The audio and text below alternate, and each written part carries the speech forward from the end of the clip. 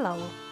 For a very long time, we, the human race, have been subjected to intensive social engineering characterized by demoralization of the society, controlled demolition of the social structures and organizations which in a normal functioning society would maintain peace and prosperity. Also characterized by lowering the living standards by plunging millions in utter poverty, lowering or even eliminating the educational standards, encouraging crime by corrupting the legislative system, utter destruction of the natural habitat in which the human body can function in a normal fashion, and even by tampering with the genetic code of the human species in which we are born, turning it from a species capable of profound intellectual pursuits into a species entirely focused on its daily survival only. This video will explain in detail practical solutions for this situation, for this problem, solutions that everybody has the capacity to do. The method that I'm gonna propose consists basically of making conscious efforts to disentangle ourselves from all those mistaken beliefs implanted in us since childhood. Because it is exactly those wrong beliefs that make us take wrong decisions and at the end take actions which actually support the parasitic mission in our society. It is obvious that the top masterminds of all this social engineering prefer to remain anonymous, and we know very little or nothing about them. And the actual implementation of this devious plan of hideous social engineering is fully carried on the fields by people like me and you. Now, if you think that hundreds, and according to some sources of thousands of years, of informational warfare against us, making us believe all kinds of lies, has not made any impact on your personal belief system, and you yourself are virgin, pure, and all the problems are created by some other people who happen to be evil, then you should not bother listening to this video any further because it will be meaningless for you. The method that I'm gonna propose is for those who realize that hundreds, if not thousands of years of intense mind poisoning and severe indoctrination since early childhood has made us sink already very deep in the swamp of ignorance and confusion, and those who realized that this ideological confusion that has been escalating for hundreds of generations probably surely will have at least some impact on the belief system and psyche of every child that gets raised in the given society.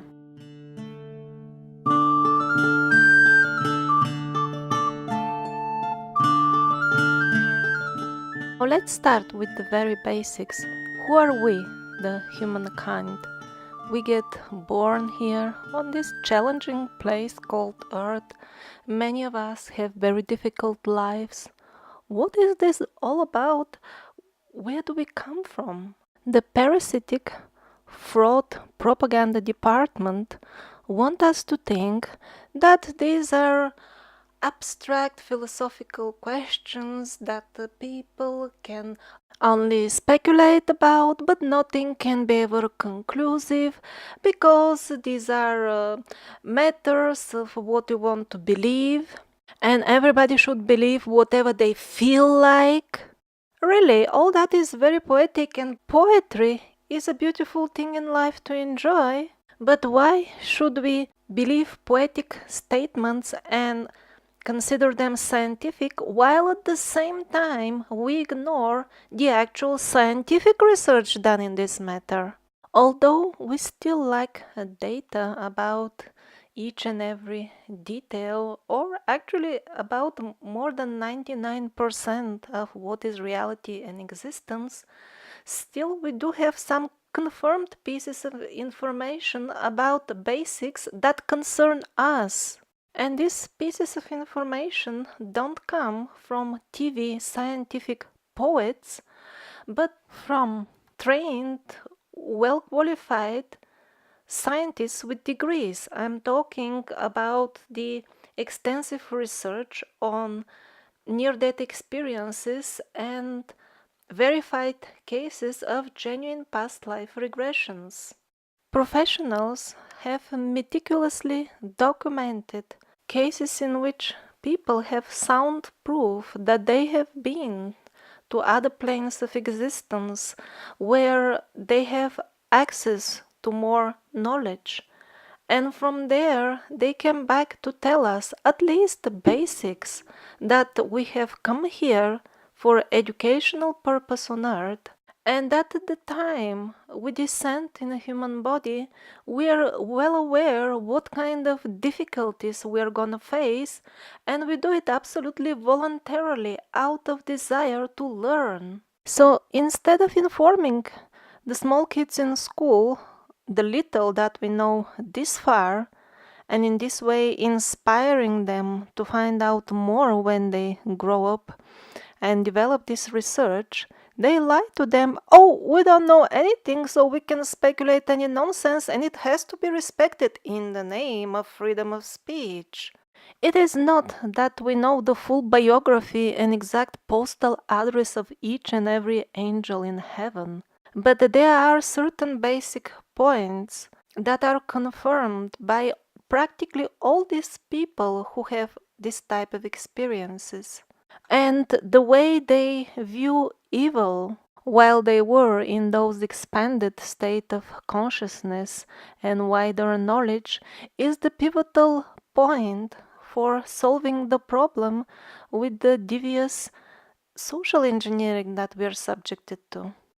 Evil is not something that is just naturally and always there as an inherent part of the human being, as those extremely religious people belonging to the religion called atheism believe. Nor is evil the enemy that may defeat God, and we have to be warriors to fight and save God from evil because it should not prevail. No, even in the religious paradigms, evil is under control of God. Evil is a teacher. It comes to test people, and that's all there is to it. God has not lost control of his creation of this planet. Or do you believe that God sent you here to make another plan what is gonna happen on this planet because his initial plan was not so good? Or maybe the plans of the engineers who create entire planets, populate them and maintain them. Each and every one of us got born here with the sole purpose of developing certain godly qualities and nothing else. And fortunately, about this particular point, actually all religions of goodness and the scientific research have absolutely the same results, the same verdict. And by scientists, I mean the real ones that have been studying and recording the genuine near-death and past life regression cases, and not the pseudo-scientists that are paid to write propaganda textbooks for the schools. And when you start living your life with this mindset that you got born here for education, and when you begin doing something about this education, because just believing in it is not enough, then the changes in your own personality will be the most valuable contribution that you can ever make in the collective endeavor against this devious social engineering. Now, some of you might be thinking that I'm confusing personal spiritual development with saving the earth. If you personally become wiser, how is it gonna influence the rest of the planet if most of the other people have no intention to become wiser? They don't think they need to. They feel satisfied to survive, have a family, and watch basketball. Many of them are not even aware of this devious social engineering that I'm talking about, and some will feel even angry if you waste their time from their point of view with this type of discussions. The answer to this is, although it may seem like a very little contribution, this is anyway the maximum that one can do. Even if one ends up in a situation where, for example, one does public speaking or some other type of social activism in attempt for more practical, for some people, measures to remedy the situation, hopefully in a peaceful way, then you probably ended up having such a task in your life just as a part of your own exam to show, did I stand up for the truth, for nonviolence, for peace when I had the opportunity, or did I remain lazy, drinking wine or whiskey to the point that I become so senseless that I'm no longer disgusted by those things, and then drink even more to forget the shame of drinking too much. In other words, those who in difficult times raise their voice, sometimes even taking risks. For doing so, they have chosen to have this type of destiny in this life just to verify and prove that they are firmly established in these qualities of being brave, being able to see the truth and stand for it. And most probably they have been working on them already for a couple of lives. But they can only suggest to those who are new in developing such qualities what to do. They cannot interfere in the personal development paths of others. Because that's not the point of this full theater that we have come to participate in. This is not my personal philosophy. This is really probably the main point from the wisdom that the people who have been to the other side and have returned have brought for us. From a higher perspective, for example, from the perspective of the beings who engineered us, it doesn't even really matter if the forces of evil take over the planet and nuke everything. Well, probably it happened already. In the past, in Seth's books, we read that it even happened recently, what he calls. So this doesn't seem to be any problem for those who oversee Earth. They simply purify the place and they introduce the species, including the human species again, and the theater of duality starts again. Which doesn't mean that when injustice happens, we should just sit and watch and do nothing because nothing matters anyway. If we do that, we will simply not learn the lessons we came to learn. But while participating in this theater, which is nothing else but a play of illusion, it is nothing else but a dream that we tend to take very seriously, we can and we should sometimes see the things from a higher perspective just to understand the big picture much better and then take wiser decisions while we play our part in the dream.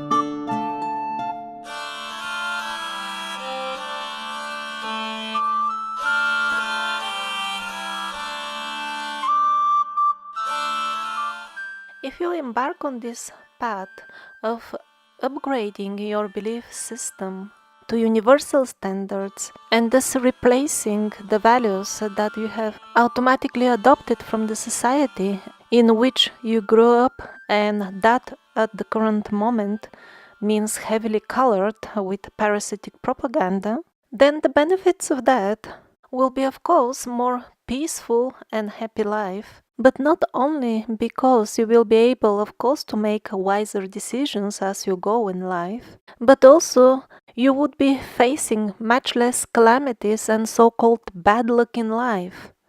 Because the most important is that our thoughts are guided by the belief system, and then the events around are manifestation of those thoughts. Now, how does that work? Until 5 or 6 years ago, I myself would also meet similar statements with extreme skepticism, and that's because I had not so nice experiences while trying out in practice the so-called law of attraction preached by certain fractions of the New Age people, who imply that just by wanting something and wanting it very strong, it will happen. Well, in most cases it doesn't. But at that time I didn't know that this is such a highly simplified version of the actual universal law of projection of our thoughts, simplified to the point that it can barely have any practical application, or may even lead to frustration because somebody may believe it and may attempt very hard to do something and it will never work. But the story of my personal life developed in such a way that while I was exploring shamanic practices for the purpose of healing, then my higher self, or some call it the universe, or maybe the guardian angels or the spirits of the Amazon jungle, they showed me how things actually work, because I needed to see and understand this if I wished to cure myself. There were certain beliefs in me that were causing certain reactions in certain situations, and the real way to cure all this was only to remove these beliefs, which were wrong, by the way. Some people try to suppress or ignore the negative feelings which are generated by such beliefs, but this is more like putting a fresh paint on a wet, moldy wall. It will only take some time while the mold will appear on the freshly painted surface again.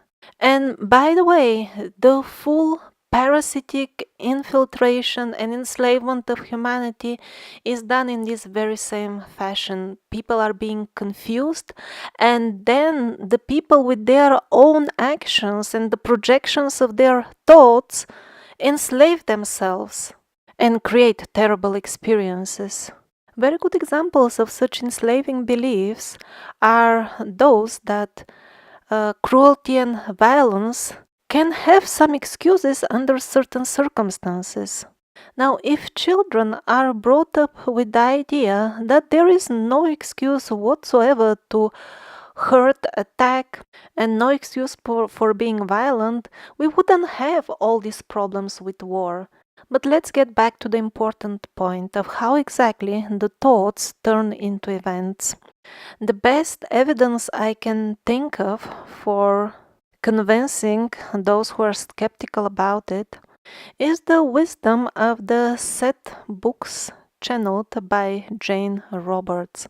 Now, is there any solid proof that indeed she channeled information from a spiritual teacher, a spirit teacher to be more precise? How would we know that she didn't come up with all those fantasies being an author herself and a writer? Actually, I discovered the proof couple of years after accepting the wisdom as set as my guidance in life, so to say. He's the closest of a guru that I have in life. The thing is that in Jane Roberts' works, Seth talks about details of how things function in the astral world, especially in terms of what happens to the souls after they leave the mortal body on earth. Now, how come few decades later, when the techniques of past life regressions, which also reveal episodes of the life in between lives, so to say, when the souls choose their destiny for the next life. How come all these many thousands of people who underwent such regressions specify the exact same details as those described by Seth? Now, keep in mind that although Jane Roberts is internationally translated author, she is not really extremely famous. There's no question that all these people who have undergone regressions have read her books or even heard about her, but also there is little chance that somehow they absorbed her ideas in such a minute detail, just like that, from the society, from the New Age community, because there are so many other New Age works, books, ideas, concepts, etc. And most importantly, don't forget that most people who undergo past life regressions are not even believers in life after death. They undergo these regressions simply as medical treatment, and it is only when the regression practitioners record their words and publish it, only then we can take advantage of this wisdom. In many cases, when people wake up, so to say, from the hypnotic states, in many cases they don't even believe the things that they said while they were in this altered state of consciousness. But no matter what all these people believe or not, there is no way that they would be always telling the minute details of the life in between lives, exactly as Seth told us.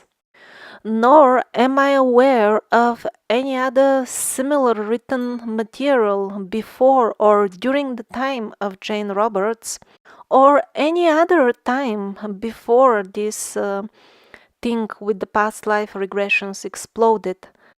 So, in other words, from some source, Jane Roberts really knew much more than a normal mortal.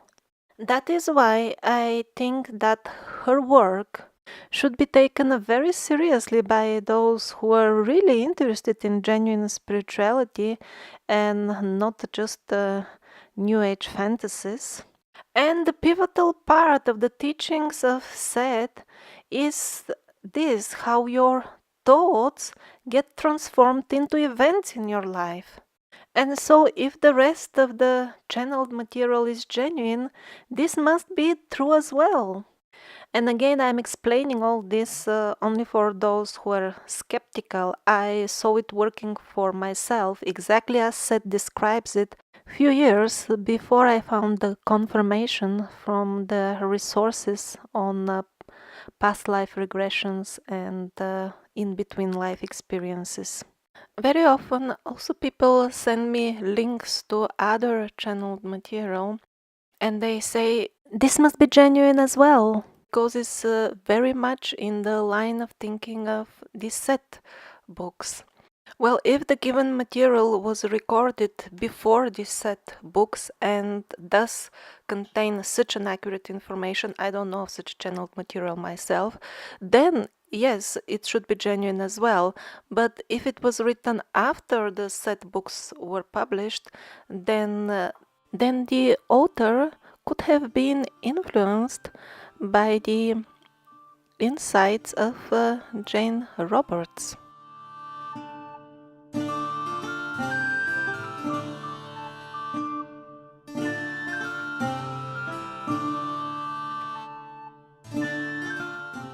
Influencing the reality around with the power of our thoughts should not be confused with some versions of the so-called law of attraction, the authors of which have earned millions by publishing things that to me look ridiculous, like just want something and it will manifest. And I have seen people who, believing in such things, have become so delusional that they even, I've met such a person, he believes that the new age has already started and there are no problems on earth. The pollution and the wars, for example, don't really exist. They are fantasy of the newspapers, etc. I'm not even gonna comment on the views of such people.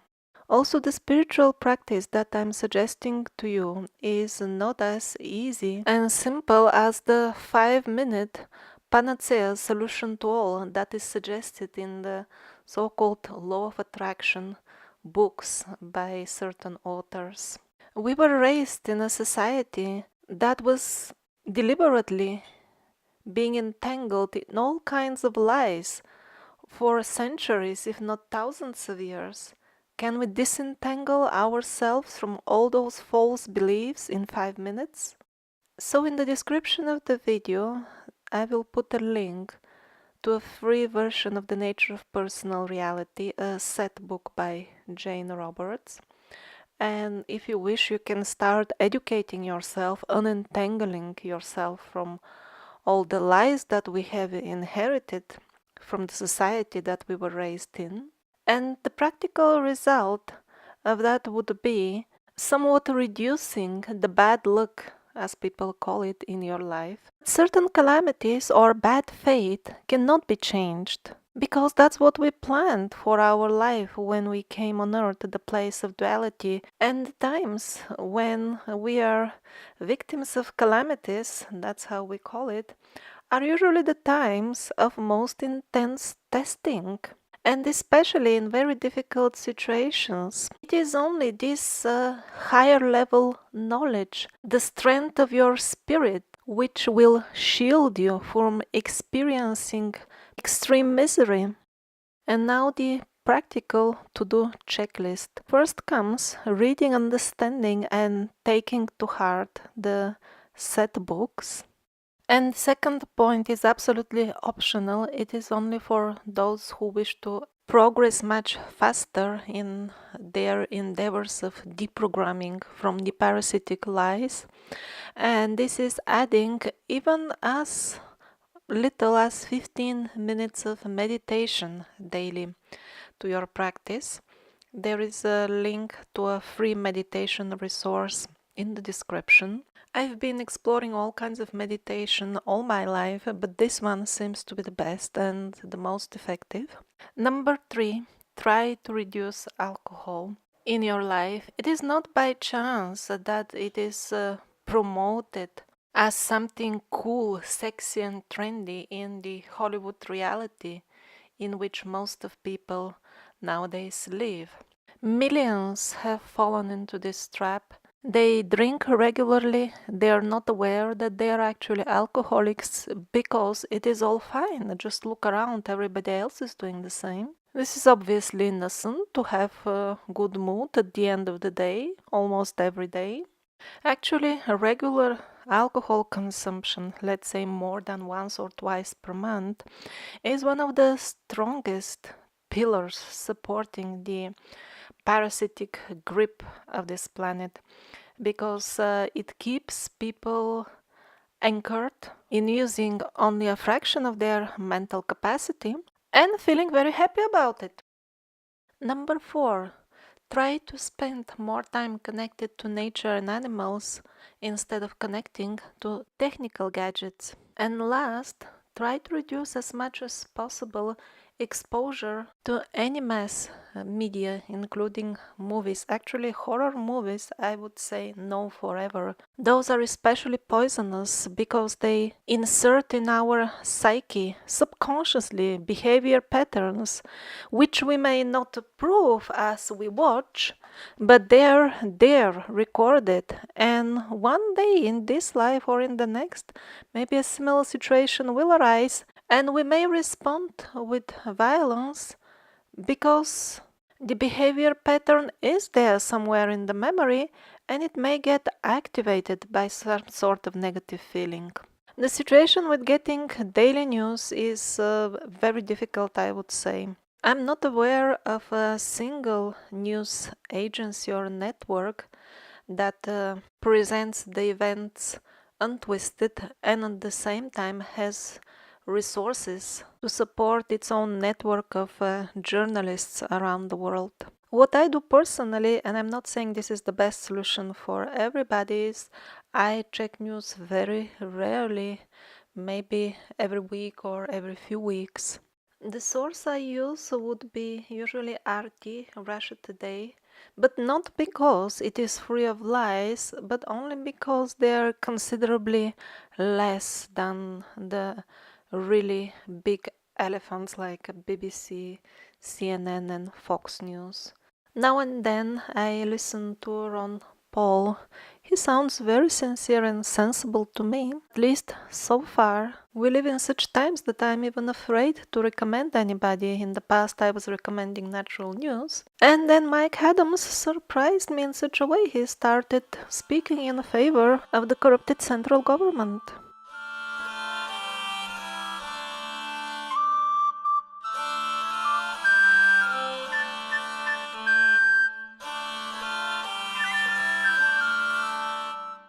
And although the evil parasitic grip tightens around the neck of humanity faster and faster, especially lately, my personal outlook in terms of the future of humanity remains very bright. Because I personally believe in the words of the prophets that have proven themselves to be genuine. I reviewed those prophecies in detail in one of the last episodes of the Survivors documentary, and I believe that if those people had the vision, the capacity to see the future and tell so many details that have already come true, then most probably they will be right about the end of the story as well. And what is the end of the story according to their predictions?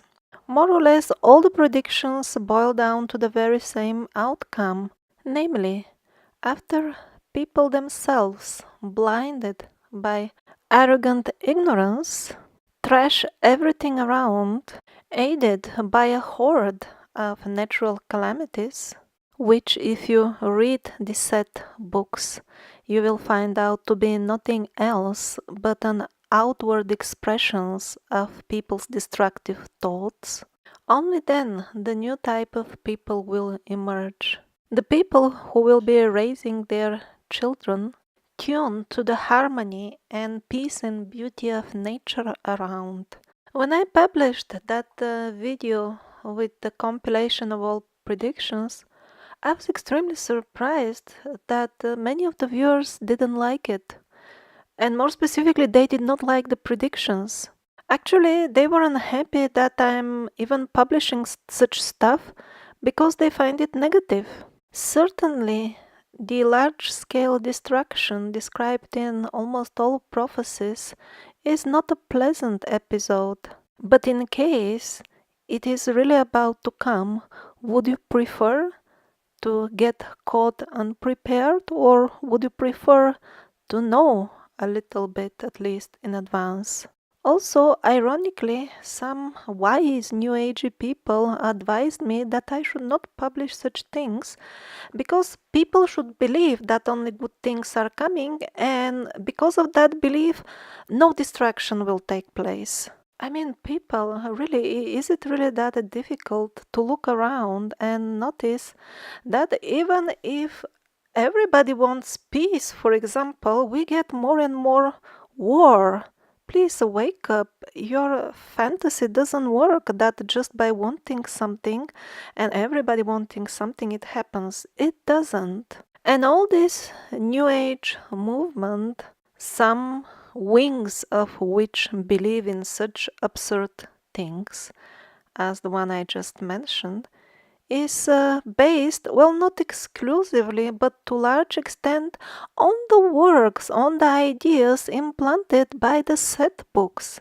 Isn't it amazing just in a couple of decades how much it got twisted and paraphrased and probably in some cases even intentionally infiltrated by the parasitic forces. So the reaction to that episode with the predictions revealed the shocking superficiality that we are all infected with.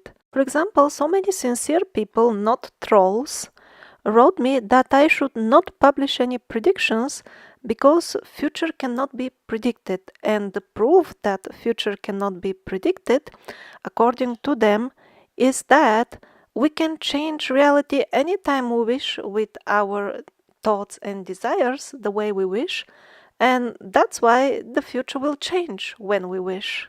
Yes, but life obviously doesn't work that way. Wish anything and it happens. And second, the predictions themselves, those that were made long time ago and are coming true now, are themselves the proof that predicting is possible as such. Which of course doesn't mean that every newspaper prediction scam is genuine. And how could be people convinced to believe such an absurd thing like whatever you wish and it just happens? This contradicts even common sense. But people believe themselves. Why? Because they have bought into this parasitic propaganda that you should reject the factual evidence and believe in what they call, in what you feel believe. I'm not talking against following your intuition, but in this case, what you feel is not actually what your intuition tells you, but what the parasitic side has coated in sugar and in truth, but inside it's a bitter, poisonous lie.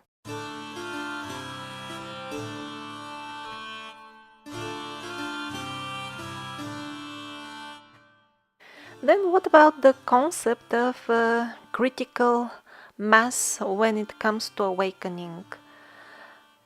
There is such an idea that if enough people get fully awakened, deprogram themselves, the radiance of their souls will pull the rest of sleeping humanity towards the new golden age. Some gurus have even provided exact numbers of awakened people needed to do this type of radical consciousness level shift. I personally have no clue how to find out if this full scenario can work and will work, but I can highly recommend you not to be in the illusion that you bet on it and you wait for it happening, so that maybe you're not doing so well in your own spiritual practice because you feel a bit lazy and you like to have drinks a bit too often.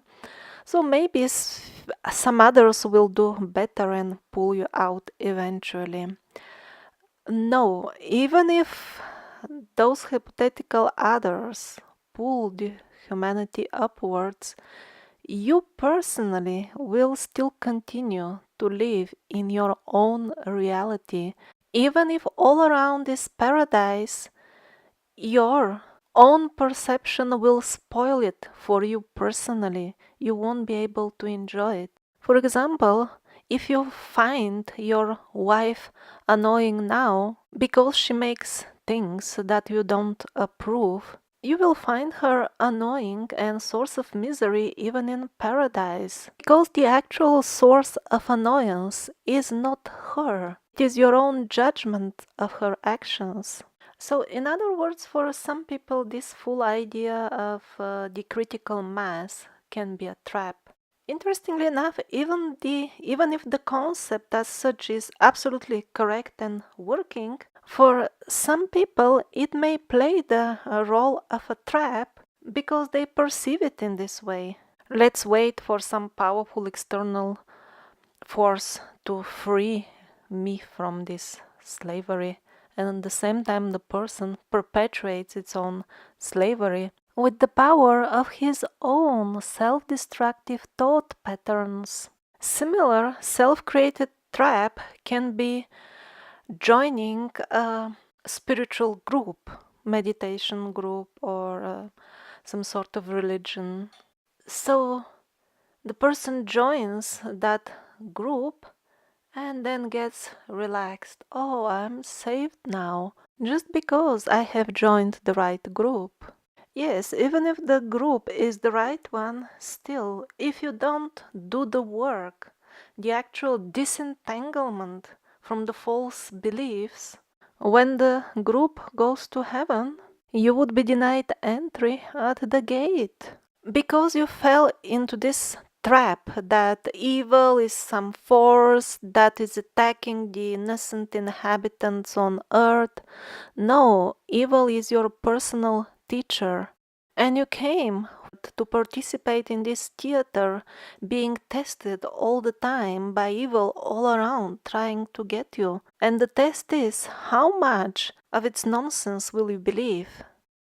An excellent example of somebody who performed very well on a test is Muhammad Ali. He immediately spotted the lie. Oh, they are sending me to kill innocent people in the name of something that they call good? This is fishy. This is not right. And he was not only smart to spot the lie, but also he was brave enough and risked being sent to jail himself instead of becoming a servant of the parasitic forces and killing innocent people. And not only he passed his own test well, his message reached the hearts of millions of others and also inspired them, showed them there is a way to stand against the lies. Actually, he is a much better spiritual guru than many of the modern gurus who give mystic initiations with special mantras. But in their private lives, they have different standards from what they're preaching to the public.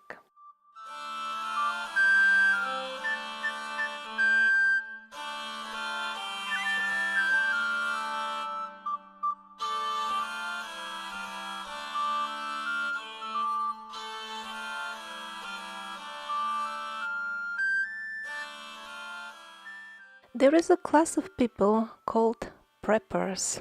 After noticing that the full world is on a very dangerous path, they are preparing for the worst times, which is actually a wise thing to do, but I'm afraid most of them have forgotten the most important item in their checklist. Vanga, one of the prophets, more details in the survivors episode that I mentioned earlier, she used to say that extremely difficult times are gonna begin very soon. People will be confused and will run around in panic.